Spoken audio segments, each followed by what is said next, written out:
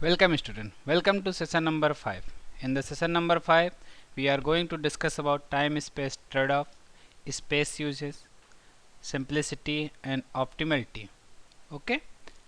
Firstly algorithm efficiency. अभी तक हम सब पढ़ रहे हैं कि डेटा स्ट्रक्चर में जब भी कोई एल्गोरिथम्स हम क्रिएट करते हैं, कोई एल्गोरिथम्स हम डिज़ाइन करते हैं, तो वो पर्टिकुलर एल्गोरिथम्स कितना हमारे पास एग्जीक्यूशन टाइम लेता है, how much takes space for executing the algorithm, means the algorithms complexity means time complexity, space complexity means कैसे हमारा प्रोग्राम जो भी हमने एल्गोरिथम डिजाइन किया वो एल्गोरिथम पर्टिकुलर एल्गोरिथम्स कैसे हमारा एग्जीक्यूट कर रहा है, कितना स्पेस ले रहा है, कितना हमारा टाइम ले रहा है। इससे पहले की स्लाइड में भी हम सब डिस्कस कर चुके हैं कि हम किस किस तरीके से उसको रिप्रेजेंट करते हैं। इसके साथ हम ये देखते हैं कि हमारे पास किस किस और वे क्या उनको साथ और डिफरेंट डिफरेंट वे हैं जिस तरीके से हम इस पर्टिकुलर एल्गोरिथम्स को पर्टिकुलर एल्गोरिथम क्या कर सकते हैं, रिप्रेजेंट कर सकते हैं, चेक कर सकते हैं, देख सकते हैं। ठीक है, तो सबसे देखते हैं algorithms efficiency. Firstly we are discuss about algorithms efficiency means determining the efficiency of an algorithm is done by counting the number of basic operations that are carried out when the algorithm is executed means सबसे जब हम efficiency की बात करते हैं तो efficiency हमारे पास ये आता है कि कितने नंबर ऑफ ऑपरेशन परफॉर्म कर रहा है और वो पर्टिकुलर ऑपरेशन परफॉर्म करने के लिए कितना time, how much time taken by the algorithm for executing the operation. कि मीन्स हमारे पास जो भी एल्गोरिथम्स है, जो भी एल्गोरिथम मैंने डिजाइन किया वो एल्गोरिथम हमारा एग्जीक्यूट होने के लिए कितना समय ले रहा है, कितने समय बाद एल्गोरिथम हमारा एग्जीक्यूट हो जाएगा, कितने समय में कितना इफिशियंट हमारा वर्क करेगा। ठीक है, this is called the algorithm efficiency. The basic operation is an operation carried out by the algorithm that is language independent such as addition, subtraction, comparison of two values. ठीक है, अब ये depend करता है कि आपने एक दो सिंपली टू नंबर्स का सम करना है या टू नंबर्स का मल्टीप्लाई करना है या कंपेयर करना है, तो अब इसके लिए रिक्वायर्ड होगा कि आप कौन सी लैंग्वेज चूज कर रहे हैं और उस पर्टिकुलर लैंग्वेज में वो ऑपरेशन कितने नंबर ऑफ कोड्स में एग्जीक्यूट हो रहा है, कितने नंबर ऑफ लाइन्स में एग्जीक्यूट कर रहा है।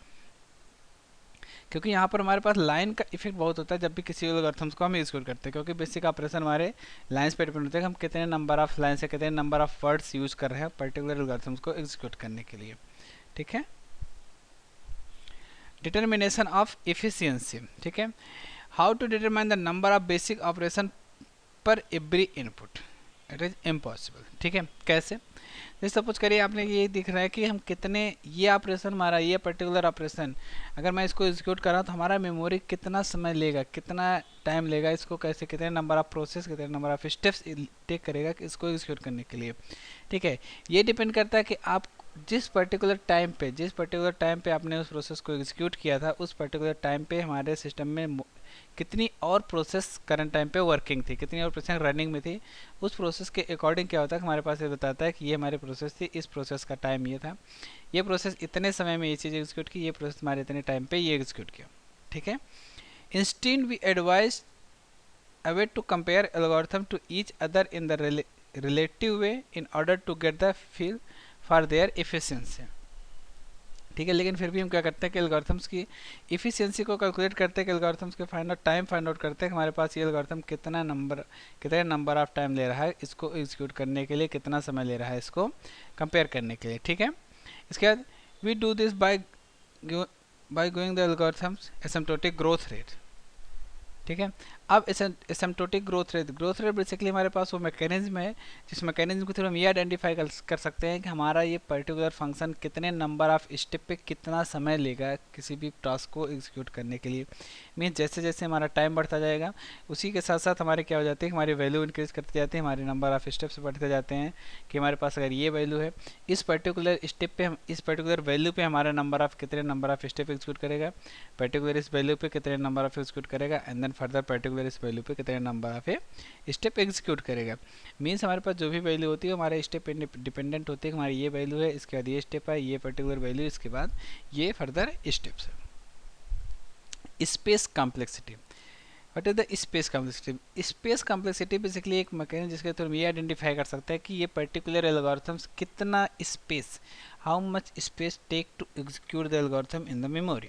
ठीक है, मीन्स अगर ये एल्गोरिथम्स हम एग्जीक्यूट करते हैं तो हमारे मेमोरी पे कितना स्पेस ऑक्यूपाई होगा ये हमारा बताता है space complexity. The better the time complexity of an algorithm is the faster the algorithm will carry out his work in practice. ठीक है, apart from time complexity, its space complexity is also important. This is essential the number of memory cells which an algorithm needs. A good algorithm keep this number of cells as small as possible to.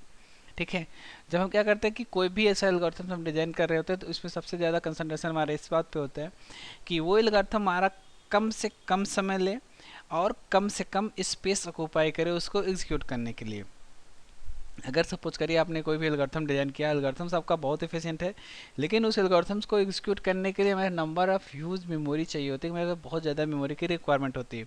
तो हमारा algorithm अगर उसके पास sufficient memory available नहीं है current time पे, तो आपका algorithm fail हो जाएगा। ठीक है, means you can't do anything with the memory. ठीक है, जो भी आपने टास्क करना था, अगर आपके पास मेमोरी अवेलेबल नहीं तो आप उस टास्क को कैसे परफॉर्म कर सकते हो। ठीक है, there is often a time space trade off involve in the problem, that is it can't be solved with few computing time and low memory consumption. One then has to make the compromise and to exchange computing time for memory consumption or vice versa. ठीक है, depending on which algorithms one choose and how one parameterize it. ठीक है, अब इसी problem को resolve करने के लिए, इसी प्रॉब्लम को सॉल्व आउट करने के लिए हमारे पास एक कॉन्सेप्ट है टाइम स्पेस ट्रेड ऑफ का। जिस कॉन्सेप्ट के थ्रू, जिस टाइम स्पेस कॉन्सेप्ट के थ्रू हम ये आइडेंटिफाई करते हैं, ये वैल्यू फाइंड आउट करते हैं कि ये पर्टिकुलर टाइम, पर्टिकुलर हमारे पास मेमोरी स्पेस कितने समय पे कितनी वैल्यू पे एग्जीक्यूट कर रहा है। ठीक है, कि मीन्स नंबर ऑफ स्टेप्स हमारे कितने एग्जीक्यूट हो रहे हैं और उस पर्टिकुलर नंबर ऑफ स्टेप पे क्या वैल्यू हम एग्जीक्यूट कर रहे हैं, क्या टाइम हम एग्जीक्यूट कर रहे होते हैं। ठीक है, तो ये हमारा बताता है कि time space trade of. Time complexity, time complexity basically आपके प्रोग्राम के लिए ये पर्टिकुलर टाइम बताता है कि ये आपका ये number of steps, how much time to take to execute. ठीक है, मीन्स हमारे पास जो स्टेप है, ये स्टेप में कितना समय लेगा कोई भी वैल्यू को एग्जीक्यूट करने के लिए, कोई फंक्शन को एग्जीक्यूट करने के लिए। इसी के थ्रू हम ये आइडेंटिफाई कर लेते हैं कि हमारे पास जो टाइम कॉम्प्लेक्सिटी है, ठीक है, मीन्स आपका एल्गोरिथम्स बेटर है या आपका एल्गोरिथम्स अच्छा है, आपका एल्गोरिथम्स फेल है। ठीक है, how long does it this sorting program run. ठीक है, it possible take to very long time on the large input that is many string. ठीक है, until the program has completed its work and give the sign of life again. ठीक है, sometimes it takes sense to be able to estimate the running time before starting a program. ठीक है, nobody wants to wait for the starting phone book for a year, obviously. For running time depend on the number n of the string to be sorted.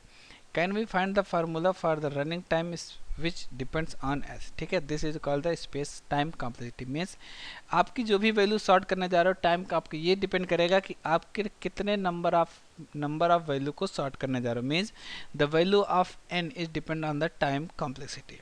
ठीक है, अगर आपके number of n की value बहुत ज़्यादा है, ठीक है, n की वैल्यू आपकी बहुत हाई है, तो आपके जो भी वैल्यू आप सॉर्ट करने जा रहे हो, जो भी आपके एल्गोरिथम्स है, वो एल्गोरिथम्स की टाइम कॉम्प्लेक्सिटी क्या हो जाएगी, इंक्रीज कर जाएगी। क्योंकि जिस तरीके से हमारी वैल्यू बढ़ती है, उसी तरीके से हमारा क्या होता है, हमारे एल्गोरिथम्स का या हमारे प्रोग्राम का टाइम बढ़ता चला जाता है, इंक्रीज करता चला जाता है। अगर हम ये देखते हैं कि हमारे प्रोग्राम में टाइम कम लगे, ठीक है, लेकिन हमारा जो नंबर ऑफ एलिमेंट है, नंबर ऑफ आर्गूमेंट्स हैं, वो नंबर ऑफ आर्गूमेंट्स क्या है, मोर देन वन है, नंबर ऑफ n की वैल्यू बहुत ज़्यादा है। ठीक है, तो उस कंडीशन पे क्या करते हैं, हम अपने एल्गोरिथम्स को सॉर्ट आउट करते हैं, अपने एल्गोरिथम्स को मॉडिफाई करते हैं और यह इस तरीके से बनाते हैं कि हमारे पास टाइम भी कम लगे और टाइम के बाद हमारे पास ये भी हो जाए कि जितनी वैल्यू हम यूज़ कर रहे हैं, जो वैल्यू यूज है, हमारी वैल्यू भी मैक्सिमम से मैक्सिमम सॉर्ट आउट हो जाए। ठीक है, तो ये हम बताते हैं कि हम इसके थ्रू टाइम कॉम्प्लेक्सिटी निकालते हैं। टाइम कॉम्प्लेक्सिटी के थ्रू ही पता चलता है कि हमारा एल्गोरिथम्स कितने नंबर ऑफ टाइम एग्जीक्यूट ले रहा है किसी एल्गोरिथम्स को एग्जीक्यूट करने को। ठीक है, द नंबर ऑफ machine या number of instruction which is a program executed during its running time is called as time complexity in the computer science. The number depend primarily on the size of the program input, that is approximately on the number of string to be sorted and their length and the algorithm used. ठीक है, तो so approximately the time complexity of an program sort an array of n string by minimum search, ठीक है, is described by the expression c into n की power 2। अब अगर हमारे पास यहाँ पर एक फार्मूला है c इंटू एन की पावर 2, ठीक है, अब यहाँ पर क्या, जो भी आपने नंबर ऑफ एलिमेंट देंगे उस नंबर ऑफ एलिमेंट के जस्ट पावर, जो भी आपकी टाइम होगा वो टाइम आपका एग्जीक्यूट करेगा। Here just you see the c is the constant, means अगर हम आप एन की वैल्यू 1 रखेंगे तब भी सी की वैल्यू वही आएगी, अगर एन की वैल्यू 2 करते हैं तब भी हमारे सी की वैल्यू वही होती है, अगर एन वैल्यू 3 करेंगे तब भी हमारे सी की वैल्यू 3 होगी। Means there is no effect of the c in the complexity, means there no effect in the constant value on the calculation of the time complexity of the algorithms. ठीक है, space versus time. We have seen space complexity probability does not resemble time complexity। ठीक है, non-determinism does not decrease the space complexity drastically। ठीक है, अब यहाँ पर क्या करें, स्पेस वर्सेस टाइम। अब हम स्पेस देखते हैं कि टाइम हमारे पास कितना, कोई भी एल्गोरिथम्स कितना स्पेस ले रहा है और वो पर्टिकुलर एल्गोरिथम्स कितने नंबर ऑफ टाइम पे एग्जीक्यूट है। We will next see another differences. Non deterministic space complexity class are close under completion. ठीक है, स्पेस कॉम्प्लेक्सिटी हमारे प्रोग्राम की कंप्लीशन पे डिपेंड करता है कि हमारा ये पर्टिकुलर प्रोग्राम कितने नंबर ऑफ स्टेप पे, कितने नंबर ऑफ टाइम पे एग्जीक्यूट कर रहा है, कंप्लीट हो रहा है, कितने नंबर ऑफ वैल्यू पे ये कंपाइल कर रहा है। ठीक है, simplicity of algorithm. Simplicity is the state और क्वालिटी ऑफ बीइंग सिंपल। ठीक है, सिंप्लिसिटी की हम करते हैं कि जो भी एल्गोरिथम्स हम डिज़ाइन करें टाइम और स्पेस कॉम्प्लेक्सिटी को डिक्रीज करने के लिए इतना कॉम्प्लिकेटेड ना हो जाए कि इसको कोई भी अंडरस्टैंड ना कर सके कि एल्गोरिथम एक्चुअली वर्क कैसे कर रहा है। ठीक है, तो मीन्स एल्गोरिथम आपका क्या होना चाहिए, बहुत सिंपल होना है। It usually relate to the burden which a things put on someone trying to explain और अंडरस्टैंड इट। ठीक है, अब ये क्या करना चाहिए कि जो भी वैल्यू आप प्रोवाइड कर रहे हो, जो भी इनपुट आप दे रहे हो एल्गोरिथम्स को, वो एल्गोरिथम्स की वैल्यू इनपुट इतनी इजी होनी चाहिए, इतनी सिंपल होनी चाहिए कि आप इजीली उसको एक्सेस कर सको, इजीली उसको मॉडिफाई कर सको। Something which is easy to understand और एक्सप्लेन इज सिंपल। ठीक है, in contrast to something complicated. ठीक है, alternatively as Herbert Simon suggested, something is simple और complex depending on the way we choose to describe it. ठीक है, इस वजह से ये कि अगर कोई भी वैल्यू सिंप्लिसिटी या कॉम्प्लेक्स कब होगी, ये उस पर डिपेंड करेगा कि आप how you can describe the value. ठीक है, आप वैल्यू को कैसे डिस्क्राइब करते हो, इस बात पे डिपेंड करता है कि आपकी वैल्यू सिंपल होनी चाहिए या फिर आपकी वो कॉम्प्लिकेटेड होगी। ऑप्टिमलिटी। ठीक है, an algorithm is said to be asymptotically optimal if roughly speaking। ठीक है, for large input it perform at worst a constant factor depending on the input size worse than the best possible algorithm। ठीक है, it is the term of commonly encountered in computer science research as a result of wide spread use of big O notation. ठीक है, optimality हम ये बताते हैं कि हम बेसिकली कि हमारे पास जो भी एल्गोरिथम्स है, जो भी एल्गोरिथम्स हम डिजाइन किए, वो पर्टिकुलर एल्गोरिथम किस पर्टिकुलर कंडीशन पे कितनी वैल्यू को एक्सेप्ट कर रहा है, कितनी वैल्यू को अडॉप्ट कर रहा है। ठीक है, इसके पर्टिकुलर वैल्यू के हिसाब से ये डिपेंड करता है कि हमारे पास ये एल्गोरिथम्स है, ये एल्गोरिथम्स ये काम करेगा, ये एल्गोरिथम्स हमारा ये पर्टिकुलर टास्क इतने नंबर ऑफ टाइम पे, इतने नंबर ऑफ इतने स्पेस पे ये एग्जीक्यूट कर देगा। मीन्स हमारे पास अगर नंबर ऑफ काउंट इंक्रीज करता है तो इस नंबर ऑफ काउंट का कोई भी इफेक्ट हमारे प्रोग्राम के सिस्टम पे, प्रोग्राम को मीन्स एल्गोरिथम्स के फंक्शनलिटी पे नहीं पड़ता है। ठीक है, more familiar an algorithm is asymptotically optimal with respect to particular resource if the problem has been proven to require theta of fn of that resource and the algorithm has been proven to use only big O of fn। ठीक है, हम ये depend करता है कि हमारे पास big of function या big of notation use कर रहे हैं पर्टिकुलर फंक्शन को रिप्रेजेंट करने के लिए, या फिर क्या कर रहे हैं कि हम theta of function big of theta function use कर रहे हैं उसको रिप्रेजेंट करने के लिए। हमारे पास फंक्शन एक है लेकिन रिप्रेजेंटेशन के तरीके, रिप्रेजेंटेशन के डिफरेंट वे हैं, और डिफरेंट वे से हम फाइंड आउट कर सकते हैं कि हमारे पास ये वैल्यू क्या है और पर्टिकुलर ये वैल्यू क्या है। Explain the time-space trade-off of an algorithms and explain the simplicity and optimality of algorithms। Thank you.